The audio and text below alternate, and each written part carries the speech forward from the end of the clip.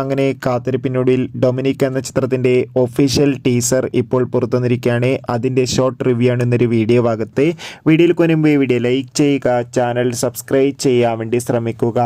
മമ്മൂട്ടി, ഗോകുൽ സുരേഷ് എന്നൊക്കെ പ്രധാന കഥാപാത്രങ്ങളായി വരാൻ പോകുന്ന ചിത്രമാണ് ഡൊമിനിക്. എല്ലാ സിനിമാ പ്രേമികളും ഒരേപോലെയാണ് ഡൊമിനിക് എന്ന ചിത്രത്തിൻ്റെ ഓരോ അപ്ഡേഷനും അറിയാൻ വേണ്ടി കാത്തിരുന്നത്. ഫൈനലി ചിത്രത്തിൻ്റെ ഏറ്റവും പ്രധാനപ്പെട്ട ടീസർ ഇപ്പോൾ പുറത്തുവന്നിരിക്കുകയാണ്. ചിത്രത്തിൻ്റെ ടീസർ കാണുന്ന സമയത്ത് മനസ്സിലാക്കാൻ വേണ്ടി സാധിക്കുന്ന ചിത്രം ഒരു കോമഡി എൻ്റർടൈൻമെൻ്റ് ആയിരിക്കുമെന്ന്. എന്തായാലും ടീസറിൽ അങ്ങനെ പ്രധാനപ്പെട്ട കാരണങ്ങളൊന്നും പറയുന്നില്ല.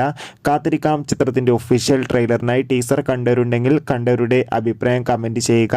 എന്തായാലും ചിത്രം ഒരു കോമഡി ഇൻവെസ്റ്റിഗേഷൻ ആവാനാണ് ഏറ്റവും കൂടുതൽ സാധ്യത.